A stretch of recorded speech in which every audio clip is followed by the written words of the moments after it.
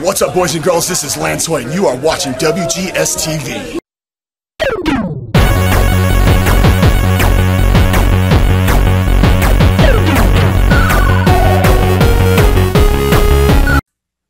You have worked your way into another episode of WGS-TV right here on YouTube.com/WrestleGamer. I'm the WrestleGamer. Don't be believe it. This is going to be the Thursday night Smackdown review for the week of May 7th, 2015. And joining me on the Smackdown review this week, ladies and gentlemen, he is the host of Hardcore Wrestling Radio from YouTube.com/HWR Show. He is the Hardcore One himself, Rick Head. Rick, how you doing?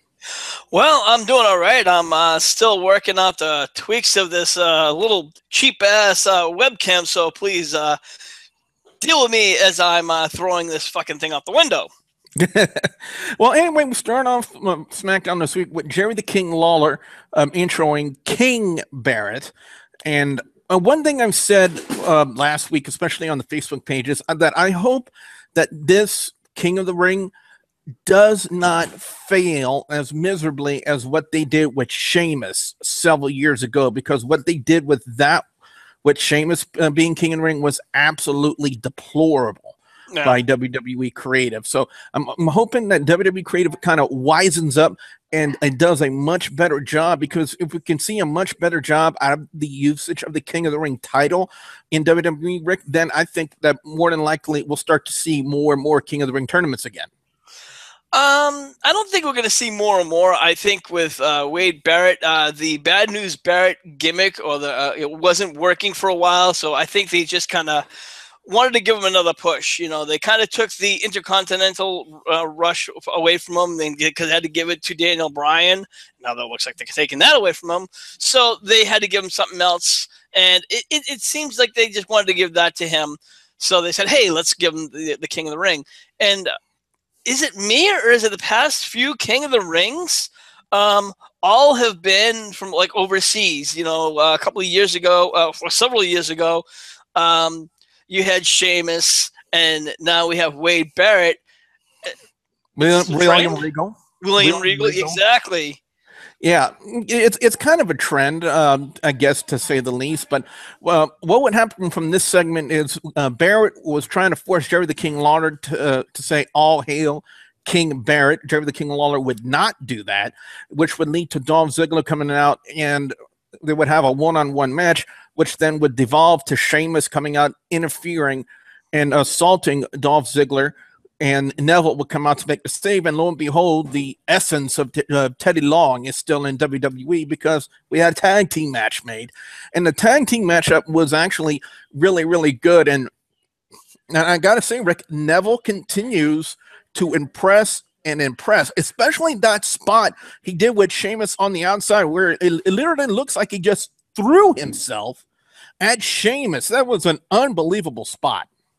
It was an incredible spot, but the question you got to ask is, with all these great spots, how far can you go? And, you know, Joseph Knight over on our show always asks, you know, you push these guys push themselves all the time. You know, we hear about Sami Zayn being injured. We hear about Hideo Itami being injured. And, you know, is this really going over the top? Is this the right thing to do? Because, you know, sooner or later, how long before Neville gets injured? Yeah, that's definitely an interesting thing to take into perspective. But another thing to take into perspective is this is something that really put Pac, a.k.a. Neville, on the map, especially in the indie scene, is the things that he can do. So when people call him the man that gravity forgot, it's not just another moniker. It's something that he actually earned, a title that he's actually earned through the indies. Agreed. Absolutely. Following that, Fandango and Luke Harper. I really don't know how to describe this one.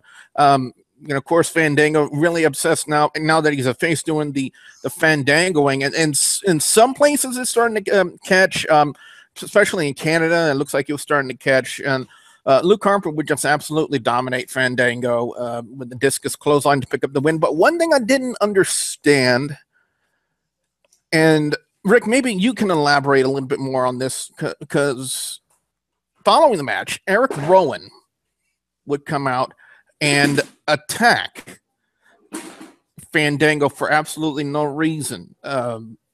what do you take from that spot? Do you think WWE Creative is maybe thinking about putting the Wyatt family back together? Well, I think it was earlier this week or over the last weekend, there was rumors about Erick Rowan. They were teasing him going heel. They had put him in a couple of matches, and they were just doing a run. So I think that's obviously that the heel turn is official in my book. And the fact that he came out during Luke Harper, the Luke Harper match, simply says that they are definitely want to see pushing these two together. Now, without jumping ahead of the game, so to speak, there have been so many rumors of saying that the Shield is getting back together. The Shield is getting back together. And I think that's what they're trying to do. They're trying to look in one direction, and they're going to make another snap and say, I think the Wyatts going to possibly get back together. So, yeah, I think that's what we're seeing. On the Monday Night Raw review this week, guys and gals, I've been having a discussion with a YouTube user, Cappuccino, and he ends it with 080. I'm going to give him a little bit of a shout out. We were talking about the whole situation involving Lana and Rusev, and could Lana play a factor, if any, at I'm sorry, not Extreme Rules, but at Payback. And we were discussing that in detail, back and forth, because the reason I want to bring that up, because that was the following segment of Lana coming out. Basically, she is receiving a lot of adulation from the crowd, because let's be serious, guys. Lana's the only reason why Rusev's gimmick is actually tolerable in WWE. And there's one reason for that. Hashtag cleavage. Exactly. I want to try to read what he said really, really quickly. He said on the Monday Night Raw review, really? Yes? No, it's the stupid. You know what? I'm sorry. I'm shutting this webcam off. Okay, yeah. If it's giving you problems, it's giving you problems. We can't help that. But anyway, I need to bring up my camera now. What he said on the Raw review. I'm going to read what he said. He said, he believes that Lana will play a key role in the match. How? Not sure. Maybe she'll break things up with Rusev, maybe making Cena come to her aid. That's the only scenario I can see in which Cena can lose. That is, Rusev utilizing Lana as leverage. On another note, I found it particularly odd that a couple of months ago, Lana was controlling Rusev like a mindless machine, crush, and so on. And now she's all afraid of him, getting tossed around and stuff. That change happened overnight, or I just didn't see the middle steps. Rick, do you kind of see this as maybe a swerve from WWE Creative, that Lana would pretend to be like a damsel in distress and Rusev would capitalize all over? Do you think WWE Creative might be trying to pull that storyline? I don't see it as a swerve, because if you look at the way it happened, or the timeline that it happened, their problems just started just as the Miz and Mizdow's story ended. They always kind of need to have, a problem between two people at every single time. Something always has to keep on going, because and do I think the split's going to happen at Payback? Are you awake? I'm like, yeah, I'm fine. Well, and anyway, go ahead. My answer is I don't think it's going to happen at that point. I think it's going to escalate, but I think it's going to happen maybe at some other pay-per-view afterwards. Following that, we would have a six-man tag, New Day taking on Tyson Kidd, Cesaro, and Ryback. Rick, I want to ask you this question. Are you kind of surprised at the sudden face turn and the gain in popularity of Tyson Kidd and Cesaro, and the quick 180 from the New Day? No, not really, because unfortunately it really had to go that way. Them playing as the happy-go-lucky baby faces was not working. They had to kind of play this, even though they still have this happy-go-lucky baby faces, but now they're playing the underhanded heels. It's selling. Unfortunately, it's kind of like getting them over with the fans, because the fans are somewhat accepting them, if that makes any sense. Now, when we first attempted to do the Raw review Monday before the whole modem issues had happened, and one of the questions that I posed to everybody is, can they really interpret what the hell they're doing right now with Ryback and Bray Wyatt, because the way this matchup would pan out is that we would see the Bray Wyatt intro, and that's all we would see. And then next thing you know, the New Day would capitalize all of it, and Kofi Kingston would use a dirty pin on Tyson Kidd to pick up the win. I don't know. I really don't know. Maybe this is... I really don't know what to say about this one, Rick, especially when it comes to the usage of Bray Wyatt. It's just very simple. Bray Wyatt, with a lot of his promos, it just seemed that Bray Wyatt needed somebody else to have a feud with. And Bray Wyatt said, well, I'm going to feud this person. And if you listen to a lot of his promos, they're pretty much rehashed. And a lot of people are like, wow, his promos are so cryptic and so interesting and so deep. Not really. I mean, the first couple I was like, yeah, he's got some really great mic skills. And if he would really change them up and got really different, they're not. He doesn't really take each person and go into that person and pull them apart. He just says the same thing over and over again.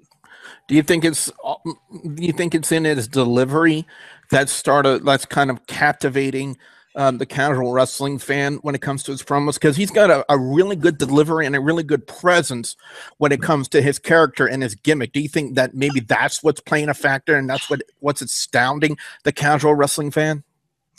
Perhaps. I mean, like, don't get me wrong. I mean, he has the gift of gab. The gimmick is working, but it's just the promos themselves to me are not selling. Well, up next, Emma would take on Naomi.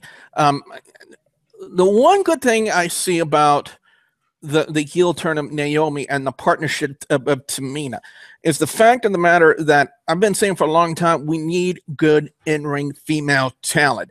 Naomi is starting to break through that precipice that she was on about being a good in-ring talent, and now that they put her with Tamina, and we know Tamina's reputation, Tamina is a good in-ring female talent for WWE. She knows how to work the ring, and I'm glad that they brought her back, and I'm glad they teamed her with Naomi because they could really do a lot with that one. And WWE has only been doing a lot of flip-flops, and now apparently the Bella Twins are face now. I don't know what to say about this, but one thing I will say, thankfully Naomi's shoes didn't change color. She went in red, finished red. Naomi would hit the review on Emma, and then Naomi and Tamina would assault Emma and Tamina. You got to give Tamina some credit, Rick. She's got a nasty super kick. Yeah, she does. And I think with the reason why with the Bellas, the reason why they flipped the Bellas the way they did, I think they're coming across as the bullies are being bullied. And that was kind of worked. As far as Emma, they brought Emma back only to get her ass kicked. Emma is a very good-looking woman. I mean, she does have some ring skills, but I don't think that ever going to put her over. Not for a long, long time. If I recall that she's supposed to be working a storyline with Bayley and NXT. And speaking of that, guys, I know I haven't put an NXT review up yet because I've yet to watch it, but when I do get a chance to watch it, I will do a review and have it up here on the channel. So I do apologize. And it's been kind of hectic with this week, especially with the issues I'm having with the editing of the Mid-South Extreme episode, which might not be up tomorrow, guys. It all depends on the issue. Rick, I'll discuss that issue with you as soon as this review is over. Following this one, we would have Los Matadores and Lucha Dragons. A lot of mixed wrestlers, but something key happened here. And Rick, I want to get your thoughts on it. First off, it was a good match. We can't put that down. It really was. Sin Cara would hit a small package pin on one of the Matadors to pick up the win. But did you notice what I noticed is the Matador that took the fall showed the signs of frustration and knocked over El Torito. Now, Rick, my question to you is, am I making a mountain out of a molehill, or maybe are we seeing the end of the Los Matadores gimmick? I didn't catch that, to be honest with you. But now, if that is the case, that could be, again, the start of something. Now, if that's the case, that is another start of another split. Because, like I said, Rusev and Lana are coming to the tail end of their story. That's the start. So what's going to happen? Rusev and Lana will probably finish at the next pay-per-view, while this Los Matadores story probably won't accumulate or start really hard until the next pay-per-view at Payback. Finally, on SmackDown this week, we would have the Fatal 4-Way title match contract signing, which, of course, would end up, as all WWE contract signings would end up, guys and gals, in a fight, in a big melee. But I love the way it started, especially with Dean Ambrose. He just drags the table. After they do the contract signing, he just drags the table to the corner, gets on the microphone, and said, well, you know what? You know how this is going to end, and I call dibs on the table. I love that. I mean, Dean Ambrose is really starting to come into his own, in my opinion, Rick. Yeah, he is, and I have to agree. And that's I want to address the topic of the whole who's going to turn at this Payback pay-per-view. And I know that this really isn't a picks show, but a lot of people are saying who is going to turn at Payback. And I really don't think that Roman Reigns is. A lot of people are saying Roman Reigns is going to turn, or is Dean Ambrose going to turn? Dean Ambrose, I had a small suspicion that he could turn with the Authority, but that's like a very slight chance. But Roman Reigns, I'm going to say no way in hell. If that happens and all three members of the Shield rejoin, it makes no sense to me. So, overall score on SmackDown this week is going to get a 3.5 out of 5. It was a pretty decent show. Really can't see anything bad about it. Best segment of the night, I'm going to give it to the Fatal 4-Way contract signing because I love that, especially Dean Ambrose's delivery and the way that everything turned out. I thought that was a great finish to SmackDown. Worst, I'm trying to think of, I don't know if I want to put Fandango and Luke Harper in that category, but you know what? Just because you made her do it, and I love to watch her, I'm going to say Rusev sending Lana to the back. That's all I'm going to say. So overall, it's going to be a 3.5 out of 5 on SmackDown. Rick, what about you? What's your overall score and your picks for best and worst match or segment of SmackDown this week?